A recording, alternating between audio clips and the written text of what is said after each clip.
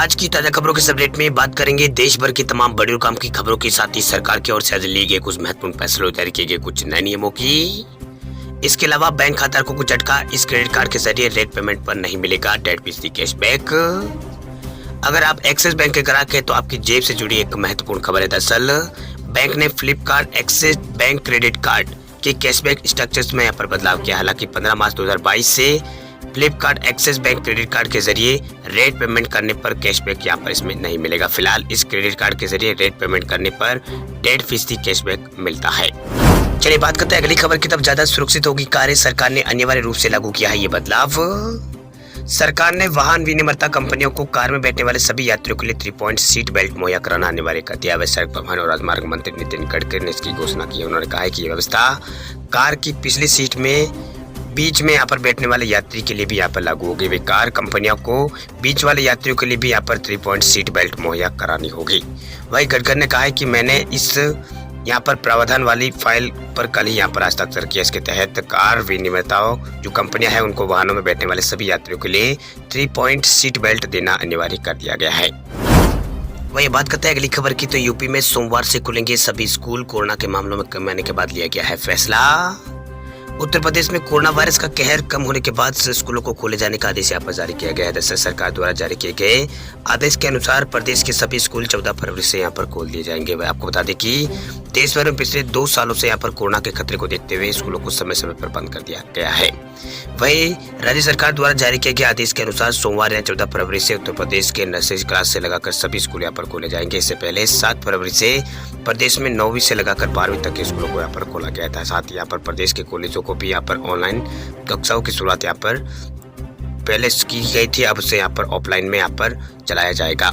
वही अब सोमवार से यहाँ पर प्रदेश के सभी स्कूलों में ऑफलाइन मोड से यहाँ पर कक्षाएं शुरू हो जाएगी। वही आदेश में प्रदेश में जिम को भी खोलने का यहाँ पर फैसला लिया गया है, जबकि यहाँ पर स्विमिंग पूल, वाटर पार्क बंद रहेंगे। हालांकि यहाँ पर ओमिक्रॉन के खतरे को देखते हुए प्रदेश में जिम और स्विमिंग पूल समेत दूसरी जो गतिविधियां थी उसको बंद कर दिया गया था।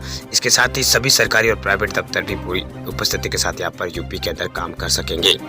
आपको बता दें कि देश भर में पिछले कुछ दिनों से कोरोना संक्रमण के नए मामलों में कमी है, जिसके बाद विभिन्न राज्य सरकारें गतिविधियों को फिर से शुरू करने लगी है। पिछले दिनों दिल्ली में सरकार ने भी यहाँ पर राजधानी में 7 फरवरी से कक्षा 9 से लगाकर 12वीं तक के स्कूलों को फिर से शुरू यहाँ पर किया था। चलिए बात करते हैं अगली खबर की। तो राजस्थान में कोरोना के चलते बोर्ड परीक्षाएं स्थगित, सरकार ने लिया है बड़ा फैसला। राजस्थान बोर्ड में 10वीं और 12वीं की परीक्षा स्थगित कर दी गई। दरअसल मार्च के पहले सप्ताह से जो परीक्षा शुरू होने जा रही थी वह परीक्षा स्थगित कर दी गई है। परीक्षाएं 24 मार्च से शुरू होगी और जल्दी जो पूरी डेट शीट है वो जारी की जाएगी। दरअसल कक्षा 12वीं की जो प्रैक्टिकल परीक्षा है वो 17 जनवरी से राजस्थान में शुरू होने वाली थी, जो कि रेगुलर छात्रों के लिए 15 से 28 फरवरी तक और प्राइवेट उम्मीदवारों के लिए यहाँ पर 21 से 28 फरवरी तक आयोजित की जाएगी। वही आधिकारिक जानकारी के अनुसार राजस्थान माध्यमिक शिक्षा बोर्ड के प्रवक्ता राजेंद्र गुप्ता ने जानकारी दी है कि परीक्षाएं स्थगित कर दी गई है और एग्जाम की जो फाइनल डेट शीट है वो जारी कर जाएगी। वही पिछली डेट शीट के अनुसार 10वीं और 12वीं की जो बोर्ड परीक्षा है वो 3 मार्च को होने वाली थी, इसको यहाँ पर अब आगे बढ़ा दिया गया। 24 मार्च से अब ये परीक्षा यहाँ पर शुरू होगी और प्रैक्टिकल जो एग्जाम है वो पहले यहाँ पर 17 जनवरी को शुरू होने वाले थे, लेकिन अब इसकी भी तारीख यहाँ पर आगे बढ़ा दी गई है। अब ये 15 से 28 फरवरी तक यहाँ पर जो प्रैक्टिकल एग्जाम है वो यहाँ पर होंगे। वही परीक्षा स्थगित करने का ये निर्णय राज्य में कोविड-19 की स्थिति को देखने के बाद यहाँ पर लिया गया है। छात्रों की कठिनाइयों को कम करने और उन्हें वायरस संक्रमण से बचाने के लिए राज्य सरकार ने परीक्षा स्थगित की है। बढ़ते कोरोना संक्रमण के चलते प्रदेश के 25 जिले रेड जोन में आ गए हैं। वही इन परिस्थितियों और विशेषज्ञों की सलाह पर बोर्ड एग्जाम की डेट को आगे बढ़ाने का फैसला लिया गया है। चलिए बात करते हैं अगली खबर की। तो राजस्थान में बढ़ी है 32,000 शिक्षक भर्ती के आवेदन की अंतिम तारीख। राजस्थान में जब से प्राथमिक और प्राथमिक शिक्षकों की बम्पर वैकेंसी निकली है तब से आवेदन करने वालों की होड़ सी लगी है। वही कई लोग फिर भी यहाँ पर आवेदन करने से चूक गए हैं, पर निराश होने की उनको यहाँ पर जरूरत नहीं है। दरअसल आवेदन न कर पाने वाले उम्मीदवारों को राजस्थान शिक्षा विभाग ने एक और मौका दिया। दरअसल शिक्षा विभाग ने 32,000 शिक्षकों की भर्ती के लिए आवेदन की आखिरी तारीख को आगे बढ़ा दिया है। दरअसल राजस्थान प्रारंभिक शिक्षा विभाग Rajasthan department of elementary education ने यहाँ पर प्राथमिक और उच्च प्राथमिक सरकारी स्कूलों में टीचर्स की भर्ती के लिए चल रहे अप्लाई की जो अंतिम तारीख है उसको आगे बढ़ा दिया है। शिक्षक बनने की चाह रखने वाले जो कैंडिडेट है वो अब तक यहाँ पर अप्लाई नहीं कर पाए थे, वो यहाँ पर ऑफिशियल वेबसाइट requirement.rajasthan.gov.in पर जाकर 16 फरवरी तक अप्लाई कर सकते हैं। बता दें आपको कि राजस्थान में प्राथमिक और उच्च प्राथमिक स्कूलों में 32,000 शिक्षकों की भर्ती होने वाली है। वही आपको यहाँ पर भर्ती अगर आपको फॉर्म भरना है तो आपको requirement.rajasthan.gov.in में जाने के बाद वहां जाकर आप इस वेबसाइट पर जाकर यहाँ पर अपना फॉर्म भर सकते हैं। चलिए बात करते हैं अगली खबर की। तो डिजिटल लोन पर अब होगी सख्ती, आरबीआई जल्द जारी करेगा गाइडलाइन। भारतीय रिजर्व बैंक यानी आरबीआई जल्द ही डिजिटल लोन पर गाइडलाइन जारी करेगा। वही deputy governor M Rajeshwar Rao ने गुरुवार को ये जानकारी दी है। पिछले साल नवंबर में ऑनलाइन प्लेटफॉर्म और मोबाइल ऐप के माध्यम से लोन देने सहित डिजिटल लोन पर कार्य समूह ने सिफारिश प्रस्तुत यहाँ पर की थी। केंद्रीय बैंक ने जनता से सिफारिश पर टिप्पणी यहाँ पर मांगी थी, जिसकी आखिरी तारीख 31 दिसंबर 2021 थी।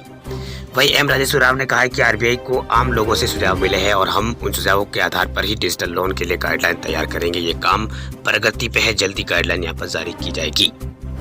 चलिए बात करते हैं अगली खबर की। तो देश भर में पिछले 24 घंटों में कोरोना के सामने आए हैं 48,496 नए केस, 803 लोगों की हुई है मौत। देश भर के अंदर पिछले 24 घंटों में कोरोना संक्रमण के 48,496 नए केस मिले हैं। वह 1.5 लाख से अधिक लोग ठीक भी हुए, जबकि 757 लोगों की कोरोना के कारण यहाँ पर जान गई है। लगातार दूसरे दिन 9,000 से ज्यादा यहाँ पर कोरोना के मामलों में गिरावट हुई है। वही यहाँ पर गुरुवार को संक्रमण के 58,077 नए कोरोना के सामने आए थे। वह संक्रमण के मामलों में तीसरी लहर का पीक आने के बाद पहली बार 50,000 से कम मामले दर्ज हुए। इससे पहले 3 जनवरी को 37,380 नए मामले सामने आए थे। वही 20 जनवरी को पीक पर यहाँ पर 3,47,000 कोरोना केस मिले थे। इसके बाद मामलों में लगातार गिरावट दर्ज हो रही है। भारत में टोटल कोरोना मामलों की संख्या हो चुकी है 4,25,00,000, तो कुल रिकवरी 4,14,00,000 हो चुकी है, तो कुल मौतें 5,07,000 के आसपास हो चुकी है। तो कुल एक्टिव केस भारत में फिलहाल 6 लाख के आसपास है, यानी 6 लाख के आसपास भारत में फिलहाल कोरोना केस बचे हैं। वही पिछले 24 घंटों में सबसे ज्यादा मामले आए हैं केरल से, जहां पर 16,012 नए कोरोना केस मिले हैं। वही 43,000 से अधिक लोग ठीक हुए हैं। वही 241 लोगों की मौत हुई। इससे पहले 18,000 केस यहाँ पर गुरुवार को सामने आए थे। इसके अलावा यहाँ पर महाराष्ट्र में पिछले 24 घंटों में 5,455 नए केस सामने आए। इस दौरान 63 लोगों की मौत हुई है। 14,000 के आसपास लोग ठीक हुए। एक दिन पहले यहाँ पर 6,248 नए केस मिले थे। वही एमपी में पिछले 24 घंटों में 2600 के आसपास कोरोना केस सामने आए हैं। 5,900 से अधिक लोग ठीक हुए हैं। 3 लोगों की मौत हुई। इस राज्य में एक दिन पहले 2,700 के आसपास कोरोना केस मिले थे। वही गुजरात में पिछले 24 घंटों में 1,800 के आसपास कोरोना केस आए हैं। वही 5,000 से अधिक लोग ठीक भी हुए हैं। 14 लोगों की इस राज्य में भी मौत हुई है। वही यूपी में पिछले 24 घंटों में 1,777 नए कोरोना केस सामने आए हैं। वही 3,000 से अधिक लोग ठीक भी हुए। 10 लोगों की इस राज्य में भी मौत हुई है।